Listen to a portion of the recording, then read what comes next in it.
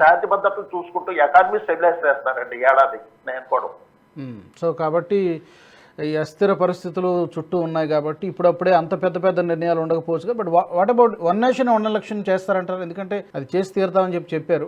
అది చేయాలంటే ముందుగా మరి ఈ పునర్విభజన డీలిమిటేషన్ ప్రక్రియ అదంతా జరగాలి కదా, సెన్సస్ జరగాలి కదా. ఇది జరుగుతుందంటారా? సెన్సస్ జరగాలి, పునర్విభజన జరగాలి. జరిగితే కానీ వన్ నేషన్ వన్ ఎలక్షన్ అన్నది జరగదండి, తొందరలో జరగదు, టైం పడుతుంది. కనీసం 29కి మాత్రం నేను కూడా నార్మల్ ఎన్నికలే జరుగుతాయండి. అంతేనా? 29కి నార్మల్ ఎన్నికలు జరుగుతాయి. సో 34కి అయ్యే అవకాశం ఉందండి. లేదు మధ్యలో ఏమైనా మధ్యంతర ఎన్నికలు తీసుకొచ్చి మోడీ గారు దిగిపోయే ముందు, అంటే 29కి అప్పటికే చాలా వయసు అయిపోతుంది. ఆయన బహుశా 29 తర్వాత దిగిపోతే ఆ దిగిపోయే ముందు వన్ నేషన్ వన్ ఎలక్షన్ పెట్టేసి దిగిపోతారేమో మరి కంప్లీట్ చేస్తే ఆయన హయాంలో అని నాకు ఒక అనుమానం అండి. అంతే. అంటే టైం చాలదు సెన్సస్ కంప్లీట్ చేయడానికి, పునర్విభజన చేయడానికి, వీటన్నిటికీ టైం చాలదు అంత పెద్ద దేశంలో. టైం సరిపోదు అంటారు. చూడాలి. బట్ అదైతే లిస్ట్లో ఉంది, వాళ్ళ జాబితాలో ఉంది, చెయ్యాలని అనుకుంటున్నారు. కాబట్టి మీరు అన్నట్టు ఈ 2029లోపు చేస్తారా లేకపోతే ఆ తర్వాత చేస్తారా అనేది మనం వెయిట్ చేయాల్సిందే. Anyhow thank you very much Shastri garu. ఓవరాల్గా అంటే బిఫోర్ కన్క్లూడింగ్ ఈ 11 సంవత్సరాల పరిపాలనలో మీరు మేజర్గా ఏం చెప్తారు? మేజర్గా అంటే మెయిన్ అసలు నన్ను అడిగితే మేజర్గా సంస్కృతి జాతీయ పునర్జీవనం అన్నది జరిగిందండి దేశానికి. కరెక్ట్. 2014 ముందు 2014 దేశం ఉంది, దేశభక్తి ఉంది, లేకపోలేదు నేను అనరు. కానీ ఈ దేశానికి ఒక ప్రత్యేక సంస్కృతి ఉంది, దాన్ని ప్రజలందరూ ఓన్ చేసుకుని గర్వపడాలి అన్నది 2014 తర్వాత ఎక్కువైందండి. అది మోడీ గారి చలవాలు జరిగింది. దానికోసం ఆయన చాలా చేశారండి. ముఖ్యంగా ఇంటర్నేషనల్ లెవెల్లో యోగా డే తీసుకొచ్చారు. ప్రపంచం అంతా యోగా డే చేస్తున్నారండి జూన్ 21న. అది చాలా గొప్ప అచీవ్మెంట్ అండి. అట్లాగే మన దేశానికి సంబంధించి కాశీ తర్వాత అయోధ్య రెండు మళ్ళీ రివైవ్ చేశారండి పూర్తిగా.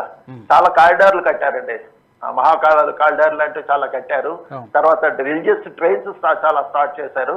తర్వాత ఏ విదేశాల నుంచి ఏ ప్రముఖులు వచ్చినా సరే మన దేశ దేవాలయాలు, సంస్కృతి ప్రదేశాలు తీసుకెళ్లి చూపిస్తూ వాటిని ప్రమోట్ చేస్తున్నారండి. సో ఈ రకంగా చూడాలంటే సంస్కృతి పునరుజ్జీవనం జరిగిందండి 2014 తర్వాత. ఇక్కడే కాదు, దీని ఎఫెక్ట్ విదేశాల్లో కూడా కనిపిస్తుందండి భారతీయులకి. దానివల్ల మనకి టూరిస్టులు కూడా విపరీతంగా పెరిగారండి గత 10 సంవత్సరాల్లో. ముందు 10 సంవత్సరాలతో పోలిస్తే టూరిస్టులు కూడా బాగా పెరిగారు. అట్లాగే ఆర్థికంగా చూస్తే మీరు ఇందాక చెప్పినట్టుగా 2013లో 11వ స్టేజ్లో ఉన్న ఆర్థిక వ్యవస్థ నేను 4వ స్టేజ్కి తీసుకొచ్చారండి జస్ట్ 10 ఏళ్లలోనే. మన్మోహన్ సింగ్ గారు 10 సంవత్సరాల్లో ఒక 2 స్థానాలు మాత్రమే పైకి వెళ్ళిందండి.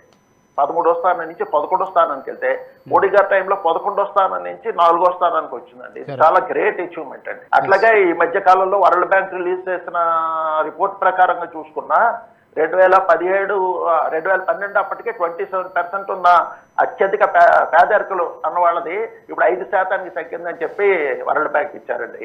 అట్లాగే మొన్న వరల్డ్ బ్యాంక్ రిలీజ్ చేసిన దీని ప్రకారం నిరుద్యోగం బాగా తగ్గింది, పట్టణాల్లో కూడా నిరుద్యోగం తగ్గింది, స్త్రీల పార్టిసిపేషన్ పెరిగింది ఉద్యోగాల్లో అంటూ రిపోర్ట్ ఇచ్చారండి.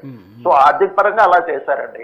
ఇంకా మీకు నేషనల్ హైవేలు, బ్రిడ్జిలు, రైల్వే లైన్లు, రైల్వే ఎలక్ట్రిఫికేషన్ చూస్తే 2014 తోటి పోల్చుకుంటే ఏదైనా 3-4 రెట్లు ఎక్కువ జరిగాయండి. ఆ టైంతో పోల్చుకుంటే ప్రతిదీ ఒక ఉదాహరణ మీరు చెప్పాలంటే అప్పట్లో 10-11 కిలోమీటర్లు నేషనల్ హైవేస్ వేస్తే ఇప్పుడు రోజుకు 36 కిలోమీటర్లు నేషనల్ హైవేస్ వేస్తున్నారండి. మరొక ఉదాహరణ చెప్పాలంటే రైల్వే ఎలక్ట్రిఫికేషన్ మీకు మన్మోహన్ సింగ్ గారు దిగిపోయే టైంకి జస్ట్ 32% అయిందండి. ఇప్పుడు ఆల్మోస్ట్ 99% అయిపోయిందండి.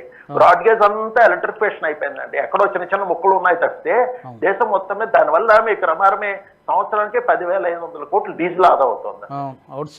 అవుట్స్టాండింగ్ అచీవ్మెంట్స్ ఇవన్నీ కూడా. Outstanding achievement. అట్లాగే పవర్ మీకు ఎంత డెవలప్ అయిందంటే మీకు almost 2 to 3 times power generation పెరిగిందండి. సోలార్ పవర్ అయితే విపరీతంగా పెంచారండి. అందుకని ఇట్లాగా మిగతా రంగాలన్నీ తీసుకుంటాయి, అన్ని ఆర్థిక రంగాలు. ఈ స్టార్టప్స్ అయితే మన్మోహన్ సింగ్ టైంలో జస్ట్ 300 ఉండేవండి, ఇప్పుడు 1,25,000 స్టార్టప్స్ ఉన్నాయండి. దాంట్లో 18 లక్షల మంది కొత్త వాళ్ళకి ఉద్యోగాలు దొరికాయండి. సో మీరు ఇట్లా ఏ రంగం తీసుకుని 10 సంవత్సరాల్లో బ్రహ్మాండమైన అభివృద్ధి కనిపిస్తుందండి. మనం చూసి కంపేర్ చేసుకోవాలి. అభివృద్ధి అన్నది ఏంటంటే మీకు పాతది ఎలా జరిగింది, ఇప్పుడు ఎలా జరిగింది. ఏ ప్రధానం ఉన్నా సరే, ఏ ప్రభుత్వం ఉన్నా అభివృద్ధి జరుగుతూ ఉంటుంది, కాదని లేదు. కానీ ఆ 10 సంవత్సరాలు ముందు 10 సంవత్సరాలు ఎంత జరిగింది, ఇప్పుడు ఈ 10 సంవత్సరాలు వేగంగా జరుగుతుందా, అలాగే జరుగుతుందా అది మనం కంపేర్ చేసుకుంటే ఈ ప్రభుత్వం ఎంత స్పీడ్గా పనిచేస్తుంది, ఎంత చిత్తశుద్ధితో పనిచేస్తుంది అన్నది కనిపిస్తుంది. Yes, exactly. చాలా వ్యాలిడ్ పాయింట్స్ చెప్పారు శాస్త్రి గారు.